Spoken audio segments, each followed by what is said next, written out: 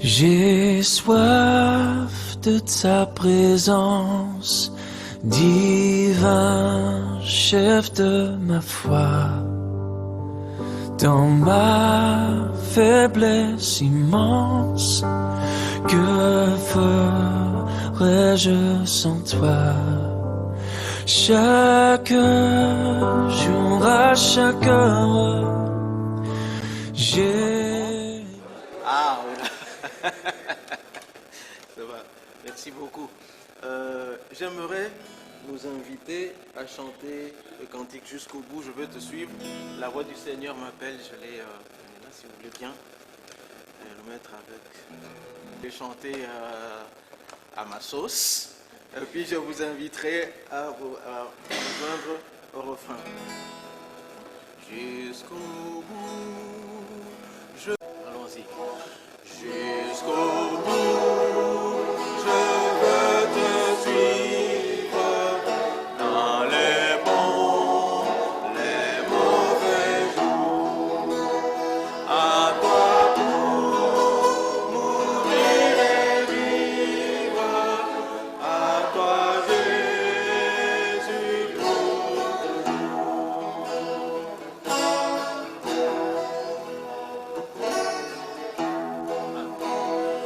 la voix du Seigneur m'appelle en ta gloire et bien sûr me répond.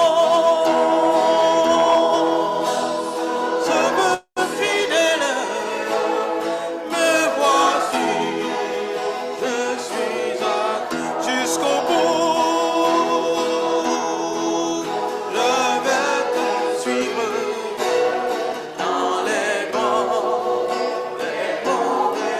À toi pour mourir et vivre. À toi Jésus.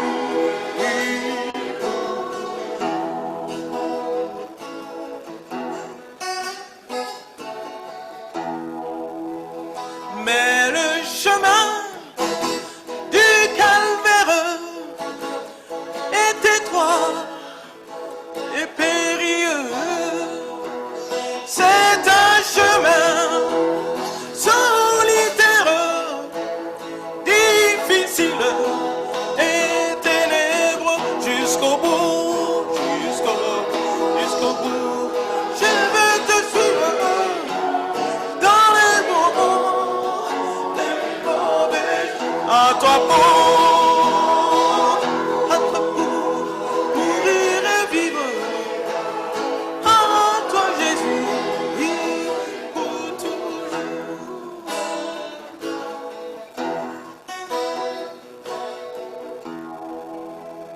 Il faut quitter ce qu'on aime, savoir être mal jugé,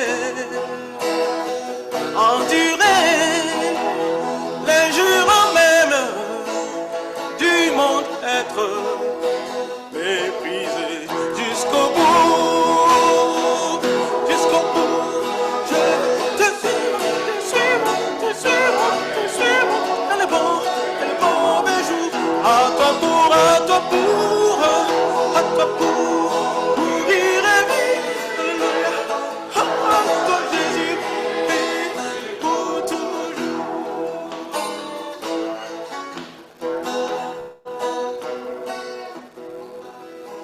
Oui, perdre sa propre vie, consentir à n'être rien, n'avoir qu'une seule vie, aimer Jésus, le seul bien jusqu'au bout, jusqu'au bout. Je veux te suivre dans les bons et les mauvais jours. À toi pour mourir et vivre. À toi Jésus, pour tout.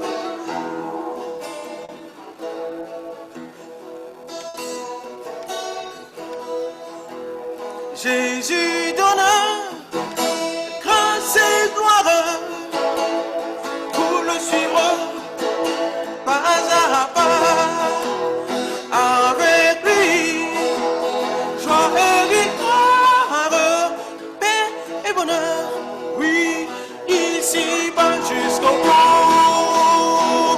Jusqu'au bout, je vais te suivre dans les bons et les mauvais jours. À toi pour, à toi pour, à toi pour mourir et vivre. Alléluia. À toi Jésus, oui, pour toujours, jusqu'au bout. Jusqu'au bout, je vais te suivre, te suivre, te suivre, te suivre. Dans les bons et les mauvais jours. À toi pour, à toi pour mourir et vivre. À toi Jésus, oui, pour toujours. À toi pour, à toi pour mourir et vivre. À toi Jésus, oui, pour toujours. À toi pour, à toi pour mourir et vivre. À toi Jésus, pour toujours.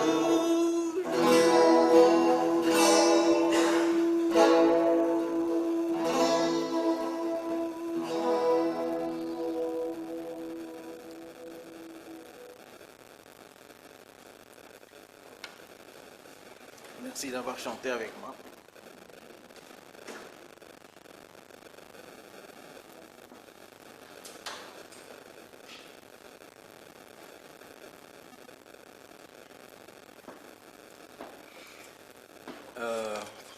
D'abord, je vous remets encore les salutations de mon épouse qui ne pouvait pas être avec nous. Comme elle travaille dans le domaine médical, il y a des week-ends où elle travaille, des week-ends où elle ne travaille pas. Et c'est tombé, comme la fois passée, encore qu'elle travaille aujourd'hui. Elle vous dit bonjour. Je suis aussi accompagné par un membre de notre communauté, Dorothée, et que je vous présente. Je sais que vous l'avez déjà vu. Merci beaucoup. La fois dernière, le Seigneur avait mis sur mon cœur de partager, je ne sais pas s'il y en a qui se souviennent encore de l'enseignement, sur le fruit de l'esprit. Alors, aujourd'hui, et depuis quelques semaines, après mon passage ici, le Seigneur a déposé sur mon cœur les choses que notre frère a développées ici avant moi. Rappelle-moi ton prénom. Et quand je l'ai entendu, je dis, Seigneur, est-ce que j'ai encore quelque chose à dire? Voilà. Vraiment, Dieu a tout orchestré et je le loue. Et je priais pour moi-même d'abord et aussi pour chacun d'entre nous, pour qu'aujourd'hui, quelqu'un puisse recevoir une parole. Que cette parole puisse parler au cœur de quelqu'un. C'est la souveraineté de Dieu. La souveraineté de Dieu. Nous allons lire quelques passages. D'abord, Lamentation chapitre 3, verset 22. On va sauter quelques versets, mais il y en a que nous allons devoir lire pour vraiment nous remettre dans le contexte. Lamentation de Jérémie chapitre 3, à partir du verset 22. Je lis au nom de notre Seigneur Jésus. Voici ce que je veux repasser en mon cœur, ce qui me donnera de l'espérance. Les bontés de l'Éternel ne sont pas épuisées. Ses compassions ne sont pas à leur terme. Elles se renouvellent chaque matin. Oh, que ta fidélité est grande. L'Éternel est mon partage, dit mon âme. C'est pourquoi je veux espérer en lui. L'Éternel a de la bonté pour qui espère en lui. Pour l'âme qui le cherche, il est bon d'attendre en silence le secours de l'Éternel. Je saute au verset 31. Car le Seigneur ne rejette pas à toujours. Mais lorsqu'il afflige, il a compassion selon sa grande miséricorde. Car ce n'est pas volontiers qu'il humilie et qu'il afflige les enfants des hommes. Quand on foule aux pieds tous les captifs du pays, quand on viole la justice humaine à la face du Très-Haut.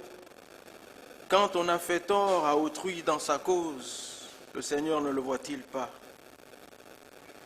Qui dira qu'une chose arrive sans que le Seigneur l'ait ordonné? N'est-ce pas de la volonté du Très-Haut que viennent les maux et les biens? Pourquoi l'homme vivant se plaindrait-il? Que chacun se plaigne de ses propres péchés. Ecclésiaste chapitre 3, versets 1 et 2.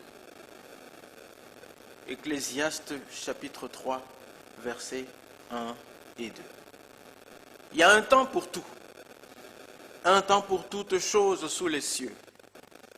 Un temps pour naître et un temps pour mourir. Un temps pour planter et un temps pour arracher ce qui a été planté. Et je vous convie à lire le reste de ce texte pour vous-même. Et Ecclésiaste chapitre 7, verset 14. Ecclésiaste 7, 14. Au jour du bonheur, sois heureux. Et au jour du malheur, réfléchis. Dieu a fait l'un comme l'autre, afin que l'homme ne découvre en rien ce qui sera après lui. Nous allons lire d'autres textes par après. La souveraineté de Dieu. En Afrique, quand on mange la viande, on aime aussi croquer les os. Certains os sont plus durs que d'autres. Il faut donc de bonnes dents pour y arriver. Et parfois, si l'os est très dur, si un os est très dur, on n'y arrive même pas malgré ses bonnes dents. Ici, la leçon sur la souveraineté de Dieu, ou la leçon de la souveraineté de Dieu, est un os dur à croquer. Vraiment dur à croquer. Et si nous pouvons le dire dans un équivalent occidental, dans un langage qui est plus accessible à nous, qui nous touche dans notre réalité, je prends ici le cas dans le traitement médical. Dans le traitement médical, il existe des pilules amères, et très amères même. Il faut donc beaucoup d'efforts pour les avaler, et surtout lorsque ces pilules sont liquides.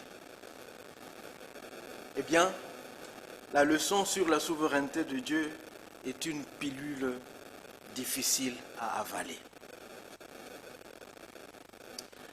En Belgique, il y a un des journaux les plus lus qui s'appelle Le Soir. Ce journal a une devise.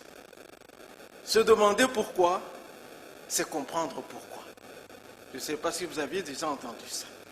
Se demander pourquoi, c'est comprendre pourquoi. Mais cette phrase n'est pas vraie à tous les coups, n'est pas vraie dans tous les cas. Il existe des pourquoi que l'on comprendra plus tard, mais il en existe d'autres pour lesquels on n'aura jamais d'explication sur cette terre. Et ces pourquoi-là sont nombreux. Prenons un exemple. Aux États-Unis, en 1963, le président américain John Kennedy a été assassiné. Et jusqu'aujourd'hui, le mystère de sa mort n'a jamais été élucidé. On ne fait qu'avancer des théories. Il y a des pourquoi, mais se demander pourquoi ne donne pas encore de réponse exactement sur cette mort-là. De même, dans notre marche avec Dieu, nous avons des pourquoi que nous comprendrons peu après ou plus tard. Mais à côté de cela, nous traînons aussi des questions. Pourquoi Seigneur, pour lesquelles nous n'aurons jamais de réponse ici-bas. La leçon sur la souveraineté de Dieu est un os difficile à croquer. C'est une pilule difficile à avaler.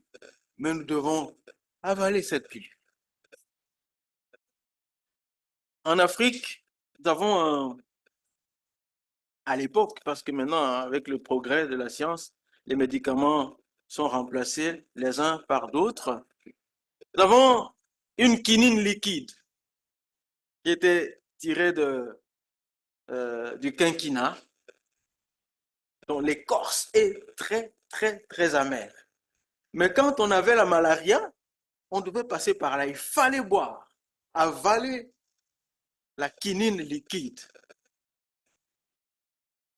Ici aussi, bien aimé, la souveraineté de Dieu, nous devons l'avaler. Nous devons la prendre. Nous devons l'accepter. Nous devons l'approcher, qu'on le veuille ou pas. C'est pourquoi je prie vraiment qu'aujourd'hui, le Seigneur, après m'avoir parlé, puisse parler aussi à quelqu'un. Dieu, il est souverain. Psaume 115, verset 1 à 5, et je vais sauter au verset 8, je pense que je l'ai mis, oui, voilà. Non pas à nous, le verset principal ici pour moi, aujourd'hui c'est le verset 3, mais commençons au 1.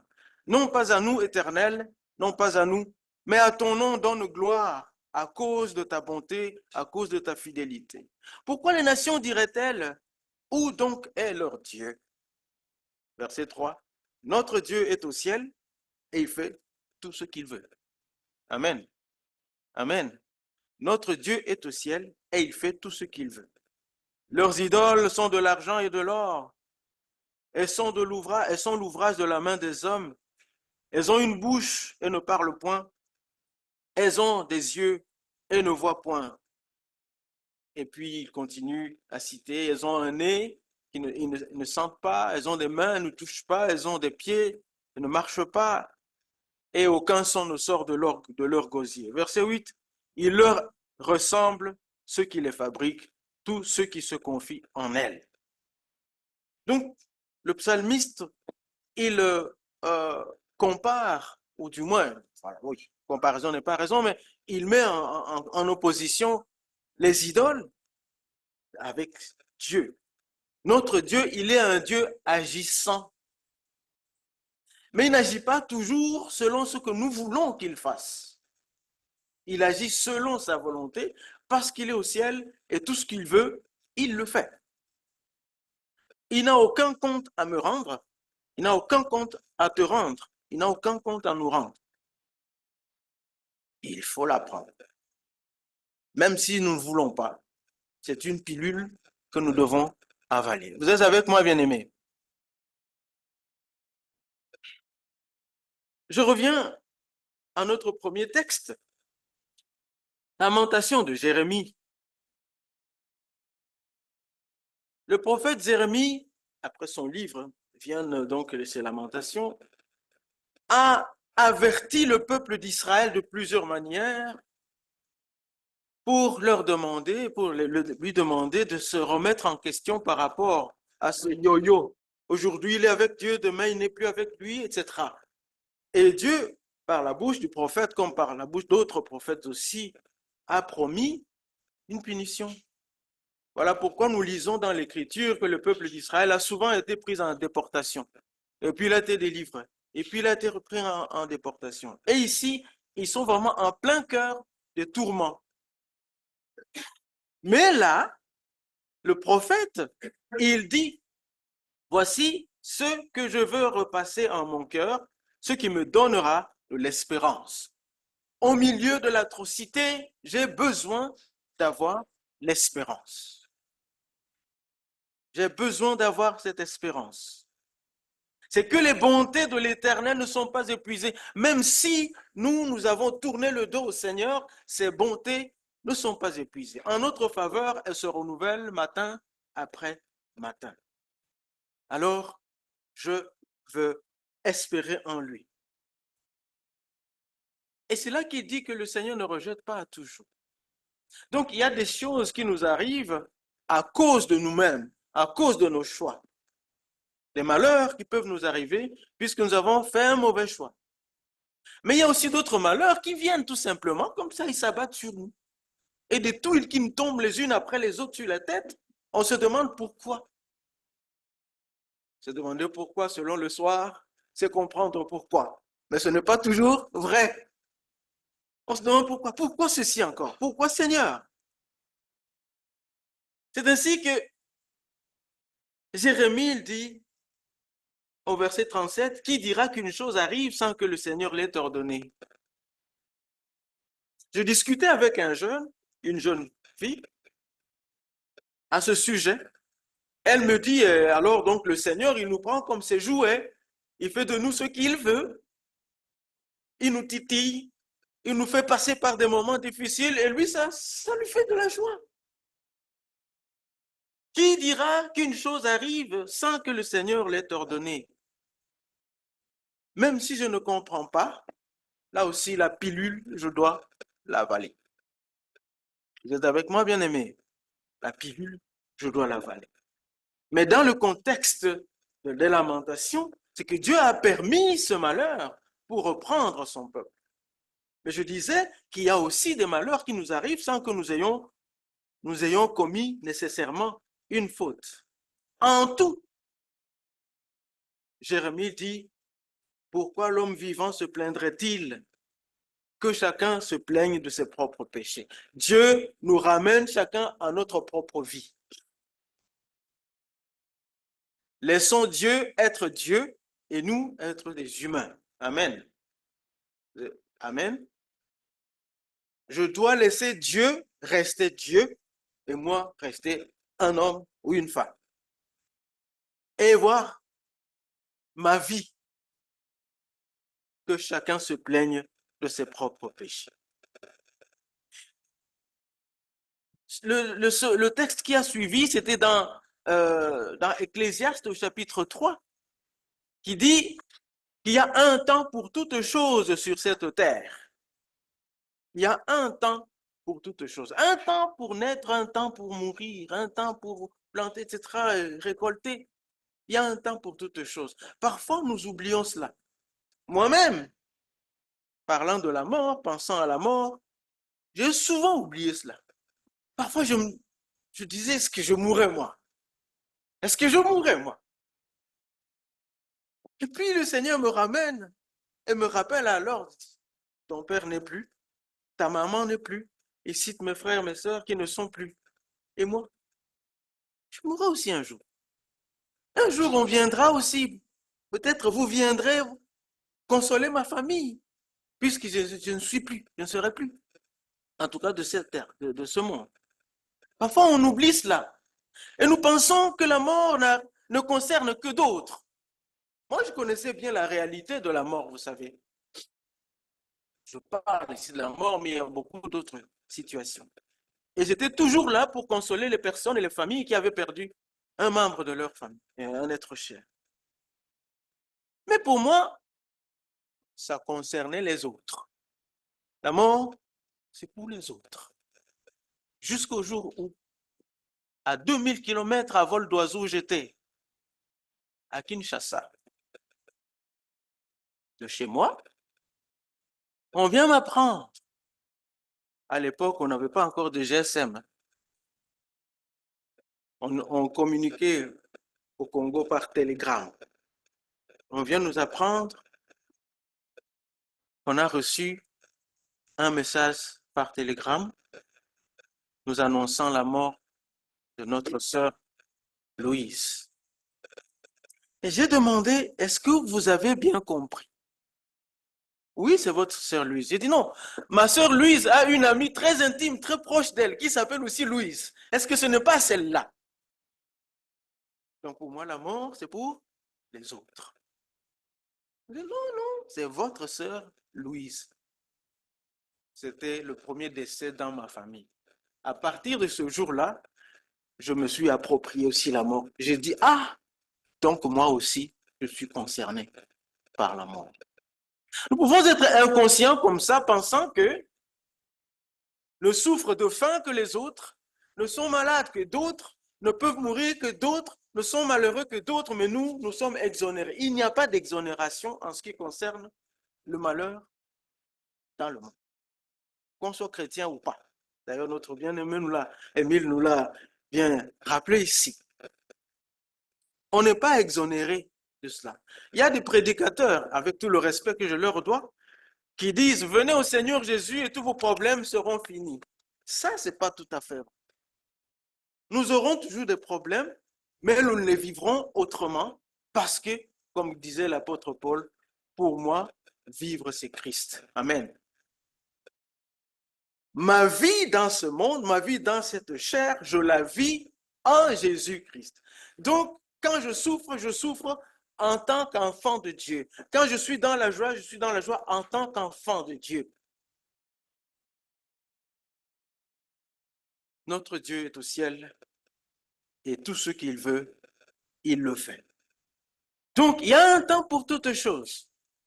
Le malheur qui arrive aux uns pourra m'arriver un jour, à tort ou à raison, et que j'ai causé ou pas cela, ça pourra m'arriver. Voilà pourquoi l'Ecclésiaste, au chapitre 7, il attire l'attention de ses lecteurs de ce temps-là et nous aujourd'hui. Au jour du bonheur, sois heureux. Au jour du malheur, réfléchis. Dieu a fait l'un comme l'autre, afin que l'homme ne découvre en rien ce qui sera après lui. Le bonheur est permis aux enfants de Dieu aussi, mais le malheur également. Quand on est dans le bonheur, parfois, on oublie que le malheur peut exister. Et quand on est dans le malheur, surtout lorsque le malheur se succède l'un à l'autre, on oublie qu'un jour le bonheur reviendra aussi. En français, il y a un adage qui dit « après la pluie, c'est le beau temps ». Et il faut continuer. Après le beau temps, c'est la pluie. Après la pluie, c'est le beau temps. Et en Belgique, nous savons cette réalité. Donc, au jour du bonheur, réjouis-toi. Au jour du malheur, réfléchis. Quand on commence au verset 1 de ce chapitre 7, l'Ecclésiaste dit, il est mieux d'aller dans une maison de deuil que d'aller dans une maison de festin. Pourquoi il donne la réponse? Parce que dans la maison du deuil, l'homme réfléchit à sa finitude. Je le dis dans mes propres termes. Dieu seul est infini. Toi et moi, nous sommes des êtres finis. Dans une maison de deuil, nous réfléchissons. Comme je vous ai dit là, je dis, ah, donc moi aussi, la mort me concerne. Nous réfléchissons. Un jour, quand nous étions aux études bibliques en théologie à Everley à l'époque, nous allions faire, nous, parce qu'il y avait mon frère jumeau et moi, et aussi d'autres étudiants, nous allions faire notre travail service chrétien à Bruxelles.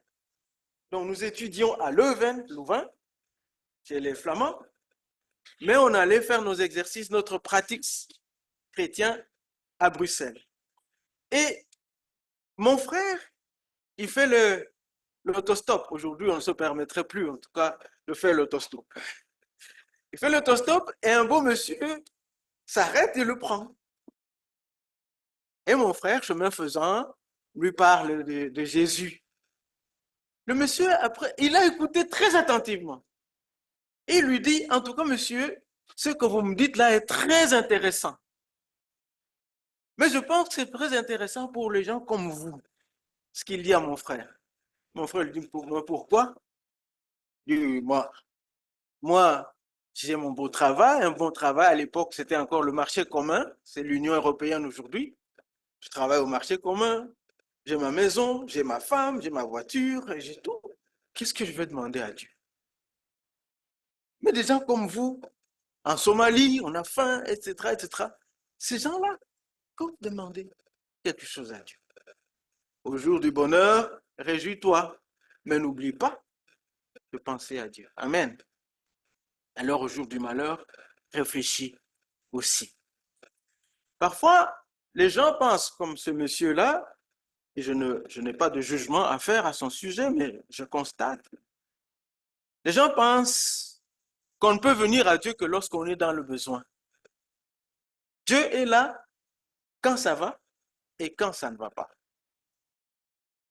Vous savez, bien aimé, qu'il y a le bonheur qui peut rapprocher de Dieu Mais aussi le bonheur peut faire éloigner de Dieu. Tout dépend de notre attitude. Dieu a dit à Israël, quand vous serez dans votre pays, le pays que je vous ai promis, vous allez planter, vos troupeaux vont se multiplier et vous allez être la tête et non la queue. Mais ne dites pas, quand cela sera arrivé, ne dites pas, tout cela c'est la force de mes bras qui me l'a donné, parce que c'est moi qui vous aurai béni.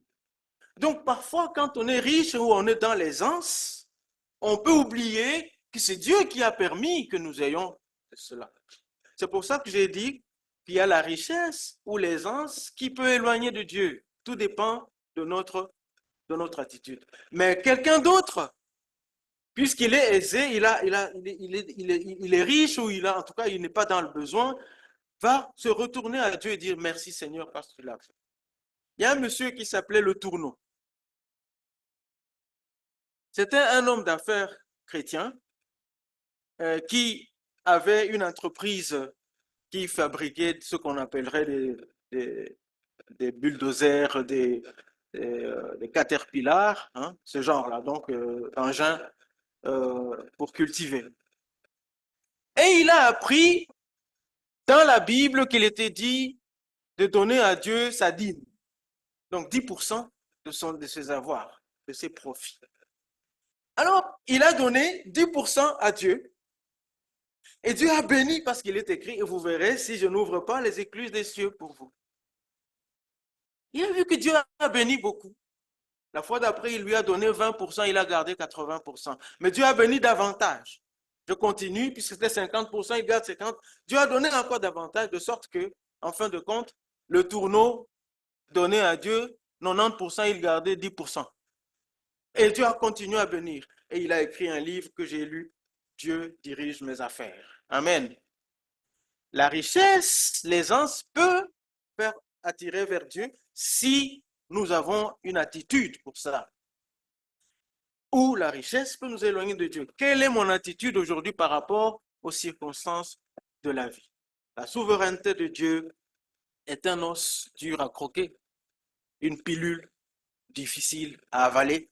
Nous devons la croquer, nous devons l'avaler.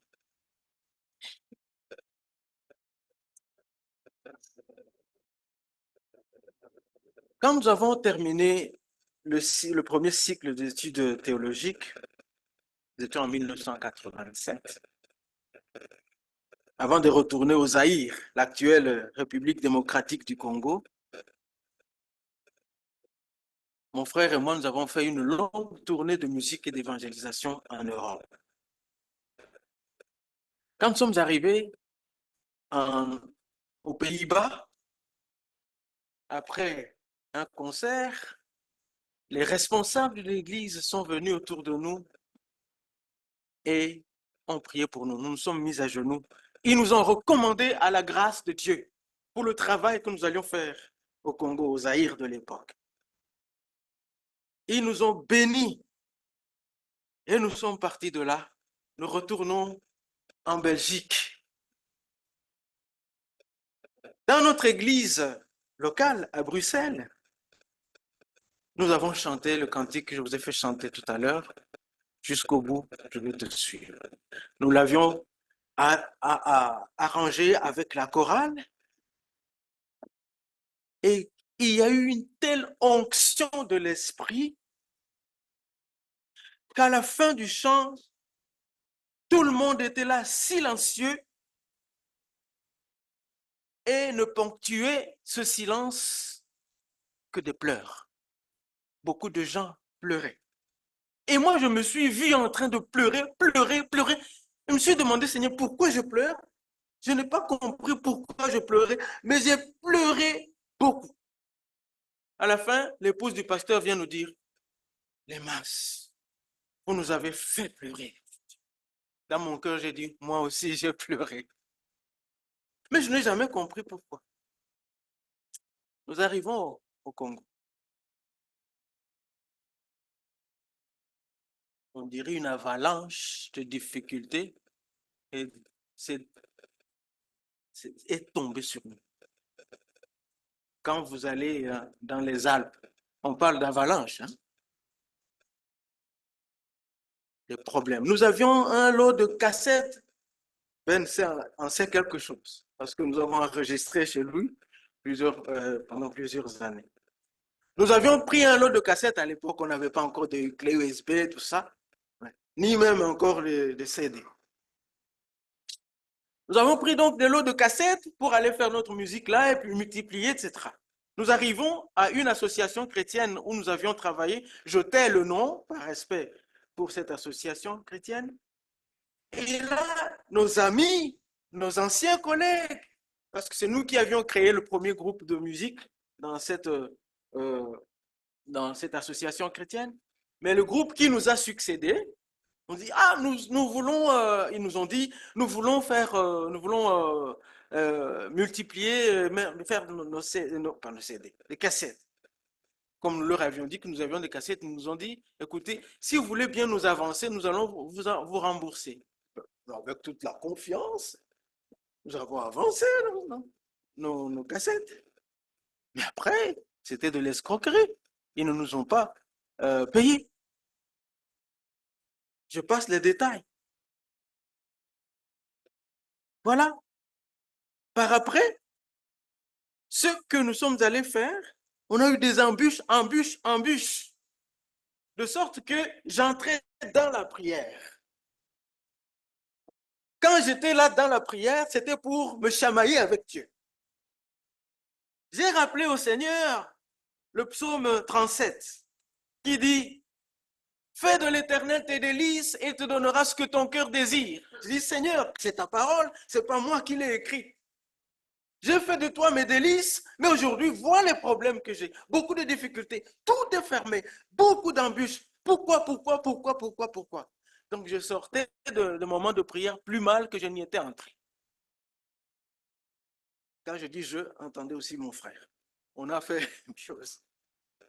Mais je parle ici pour mon compte. Waouh! C'est pour ça que vraiment j'ai voulu que nous chantions ce cantique avec vous jusqu'au bout. Je veux te suivre. Dans les bons et les mauvais jours. Quand ça va et quand ça ne va pas.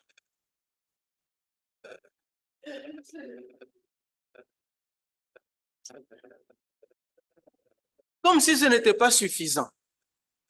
Parce que nous sommes partis, nous n'avions pas encore terminé d'écrire notre mémoire de fin d'études. Il fallait revenir. Le peu d'argent qu'il nous restait, en Zaïre, parce qu'à l'époque, le Zaïre, Congo, avait l'argent qui s'appelait aussi Zaïre, la monnaie Zaïre. Le peu d'argent qui nous restait, qui était exactement ce qu'il fallait pour compléter notre billet de retour, il fallait l'échanger en dollars. Parce que tout cela se faisait, on payait tout en dollars. Et les banques ne fonctionnaient pas. Donc, on échangeait ces sous aux abords des rues, sur les trottoirs, sur les changeurs qui étaient là. Hein.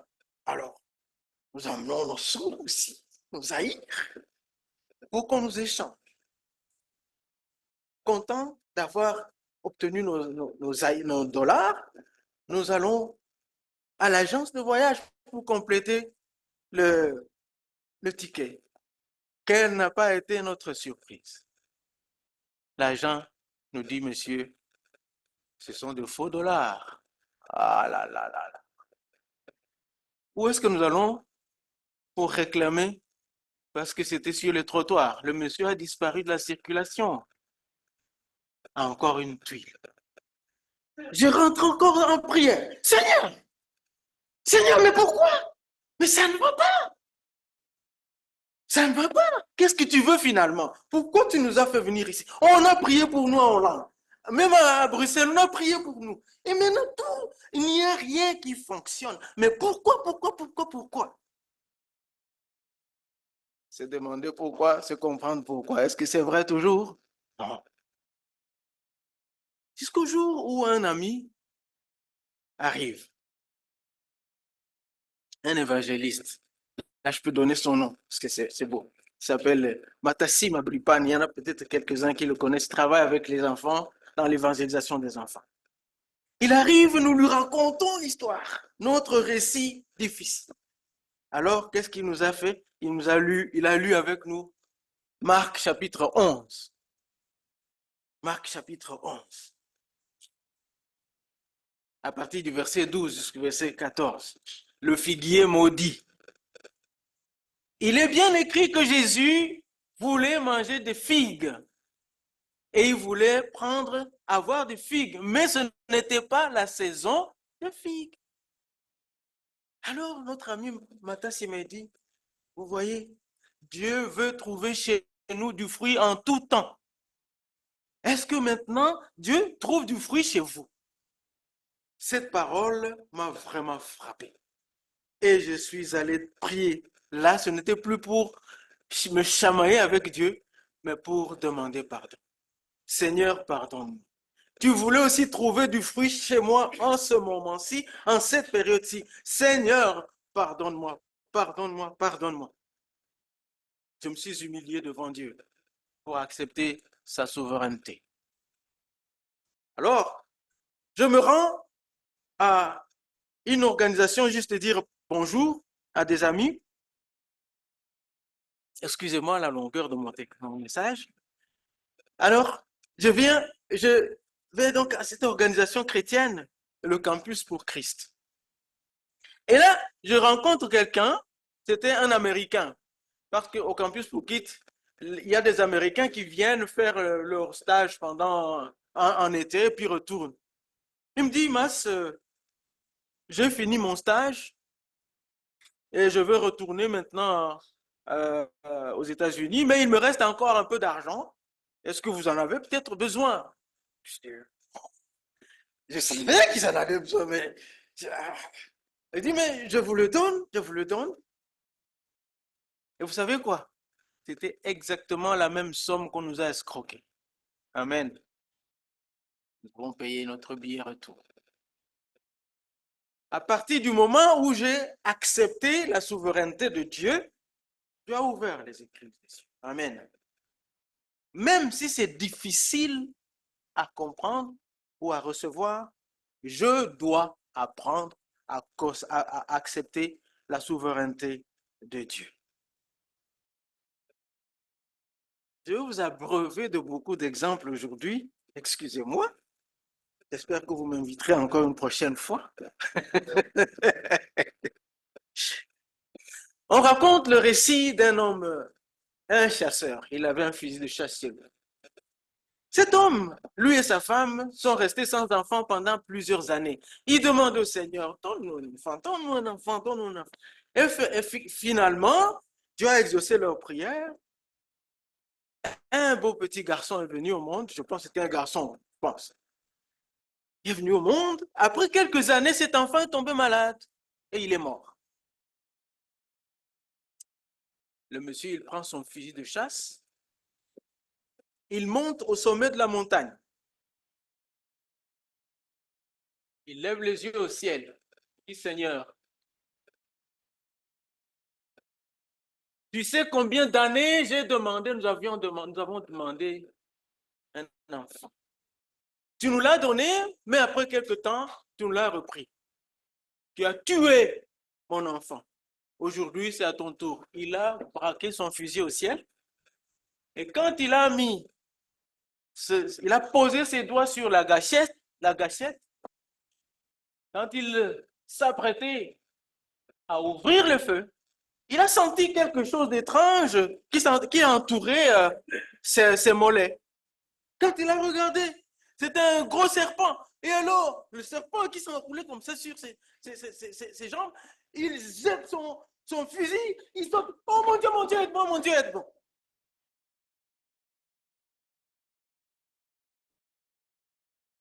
C'est bien de toujours retomber dans les mains de celui qui nous a punis. La main qui blesse guérira. Le prophète Osée, dans Osée 6, il dit, venez, retournons à l'Éternel, car il a déchiré, mais il nous guérira. Amen. Il a frappé, mais il bandera nos plaies. La main qui blesse guérira. On a ce chant-là. Priez toujours, priez sans cesse. La main qui blesse guérira. Voilà. Donc, je reviens à Dieu parce que il sait pourquoi cela est arrivé. Je ne sais pas pourquoi, mais lui, il sait. Je viens à lui pour que lui-même m'aide.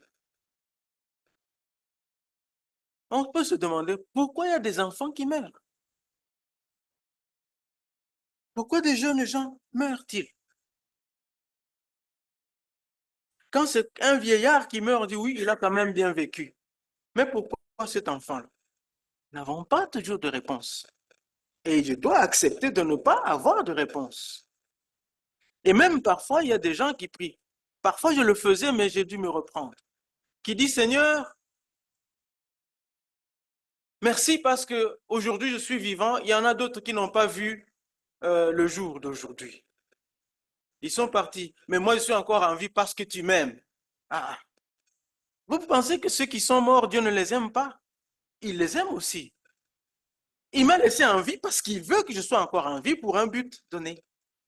Et ceux qui meurent, Dieu les aime tout autant que ceux qui vivent. C'est la souveraineté de Dieu.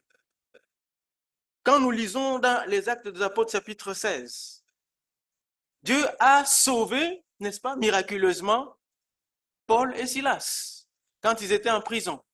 Ils chantaient les louanges de Dieu et Dieu a ouvert les portes de la prison. Ils sont sortis et en bonus, ils ont reçu le geôlier qui a accepté Jésus aussi, lui et sa famille. Mais Paul est mort martyr, hein, n'est-ce pas? À un moment donné, Dieu a voulu le délivrer de la mort.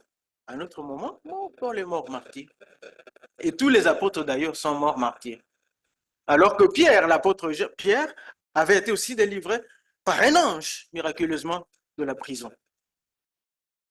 Notre Seigneur Jésus-Christ, il demandait à son Père, s'il te plaît, que cette coupe s'éloigne de moi. Toutefois, que ce ne soit pas ma volonté, mais la tienne. C'est d'ailleurs la seule prière de Jésus qui n'a pas été exaucée dans le sens où il voulait. Je ne sais pas si vous aviez fait attention à cela. Jésus n'est-il pas mort? Si. Vous êtes avec moi, bien-aimé? Il est mort, mais il a vaincu la mort. 3 jours après, il revient à la vie. Mais son cousin, Jean-Baptiste, il a fini décapité. Et pourtant, c'est la voix qui crie dans le désert. Aplanissez les sentiers. Que tout chemin tortueux soit rendu droit, etc. Et il a fini martyr. Est-ce que Dieu ne l'aimait pas? Si, Dieu l'aime.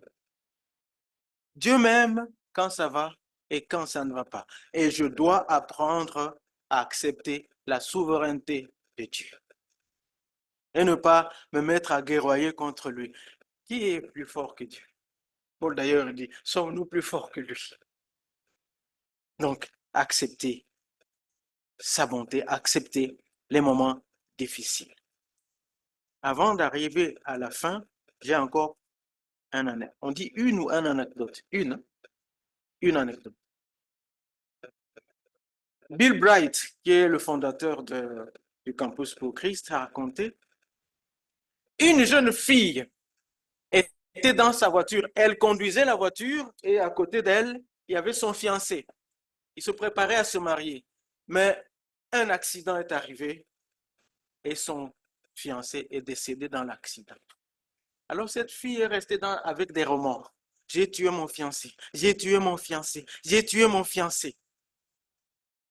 Elle est restée comme ça et pendant 6 mois, elle n'arrivait plus à dormir.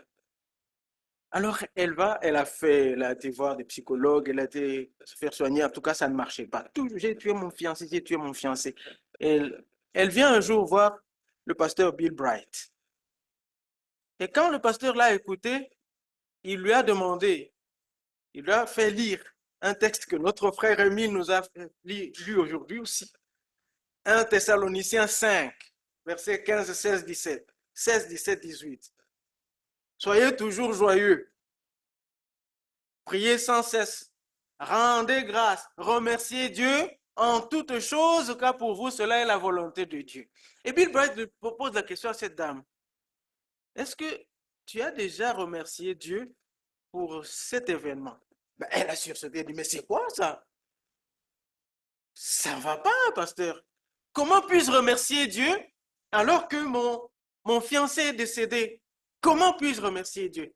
Et Bill Bright lui a dit, écoute, nous ne comprenons pas tout toujours, mais par obéissance à la parole de Dieu, tu peux demander, je ne t'y force pas, mais tu peux demander, tu peux remercier Dieu.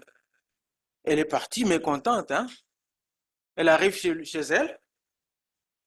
Le lendemain matin, Bill Bright entend le téléphone sonner. Cran, cran. C'est la dame. Pasteur, vous savez, je ne me suis rendu compte de rien jusqu'à ce matin quand je me suis réveillé. Vous voyez, quand je me suis réveillé, c'est-à-dire depuis 6 mois, c'était la première fois qu'elle a pu dormir, s'endormir. Maintenant, je ne sais pas si elle faisait de petits sommes ici par-là, par-ci par-là, mais depuis 6 mois, elle s'est réveillée et elle a pu dormir. Et alors, elle dit, quand je suis arrivé à la maison, j'ai fait comme tu m'as dit. J'ai dit, Seigneur, je ne comprends pas, mais je te remercie parce que cela est arrivé comme ça, que mon fiancé est décédé. Et quand je suis allé dormir, je me suis endormi comme un enfant et je me suis réveillé ce matin. Et là, je me suis rendu compte que je m'étais endormi. Nous ne comprenons pas toujours tout, mais l'obéissance vaut mieux que les sacrifices. Amen. C'est pour cela que, bien-aimé, il est important que je soigne ma vie sur cette terre. Beaucoup de leçons que j'ai apprises de la part de Dieu, amen, que Dieu soit béni, je les ai reçues, je les ai acceptées, mais aussi la leçon sur la souveraineté de Dieu est importante. Alors, que je me donne de bien continuer et surtout de bien terminer. Nous terminons par le texte de Apocalypse 14, 13. J'espère que je ne vous ai pas perdu en chemin. Vous êtes avec moi toujours? Merci. Apocalypse 14, 13. Et j'entendis du ciel une voix qui disait, écrit, heureux dès à présent les morts qui meurent dans le Seigneur. Oui, dit l'Esprit, afin qu'ils se reposent de leurs travaux, car leurs œuvres les suivent. Amen. Car leurs œuvres les suivent. Il est important que je me donne à avoir une bonne fin. Je ne suis pas en train de prêcher que des gens vont mourir ici, quoique nous savons que nous mourrons un jour. Je n'apporte pas ce message-là pour dire maintenant préparez-vous à la mort. Je souhaite à chacun de vivre le plus longtemps possible. À moi aussi, je me le souhaite. Mais la parole de Dieu dit qu'il est important de mourir dans le Seigneur, de se donner à avoir une bonne fin. Pourquoi? Parce que là, on se repose de nos œuvres. Amen. Et très important, car leurs œuvres les suivent. Nos œuvres vont nous suivre, car nous devrons comparaître chacun devant le tribunal de Christ pour rendre compte de ce que nous aurons fait quand nous étions encore dans notre chair. Aucun de nous n'échappera au tribunal de Christ. Moi-même, qui vous prêche, je serai là aussi devant le tribunal de Christ. Maintenant, attention, le jugement ne signifie pas la condamnation. Nous allons tous être jugés. Il y en a qui vont être acquittés, il y en a qui vont être condamnés. Alors, je souhaite ne pas être condamné, comme disait l'apôtre Paul, que je ne sois pas désavoué moi-même après avoir prêché aux autres. Leurs œuvres les suivent. Tout ce que nous faisons est comme une semence. Et je dis souvent à notre communauté, ce que l'on sème, on le récolte aussi, n'est-ce pas? Moi, ma femme et moi, nous avons un petit potager chez nous. Là, nous avons mis du maïs. Ailleurs, ce sont des tomates et j'en passe. Hein? Est-ce que vous pensez que le jour de la récolte, là où j'ai mis le maïs, je vais récolter les haricots? Oui? Non. On récolte ce qu'on a semé. Tu sèmes le maïs, tu récolteras le maïs. Tu sèmes les haricots, tu récolteras les haricots. Tu sèmes les tomates, tu récolteras les tomates. Ça, c'est un principe naturel et Dieu n'y déroge pas. Que je ne vienne pas vous dire, par miracle, J'ai prié, j'avais semé le maïs, mais j'ai prié au nom de Jésus et j'ai trouvé des haricots chez moi. Ça, c'est un faux prophète. Si je faisais ça, je serais un faux prophète. Dieu ne se déroge pas. Il a fait ça, c'est une loi naturelle. Ce qu'on sème, on le récolte aussi. Deuxième loi importante à ne pas oublier. Quand je mets 4 grains de maïs en terre, je vais récolter 4 grains de maïs. Je vais récolter toujours plus. Ce qu'on sème, on récolte toujours plus que ce qu'on a semé. N'oublions jamais ces deux principes. On récolte ce qu'on a semé et ce qu'on récolte est toujours en plus grande quantité que ce qu'on a mis en terre, sauf s'il y a eu des intempéries. Donc, si je sème le bien, un peu de bien, je vais récolter beaucoup de bien. Je sème encore beaucoup de bien, je vais récolter encore plus de bien. C'est Paul qui dit, quand on sème peu, on moissonne peu, quand on sème beaucoup, on moissonne beaucoup. Si je sème le mal, un peu de mal comme ça, je vais récolter beaucoup de mal. Je sème encore beaucoup plus de mal, je vais récolter encore beaucoup plus de mal.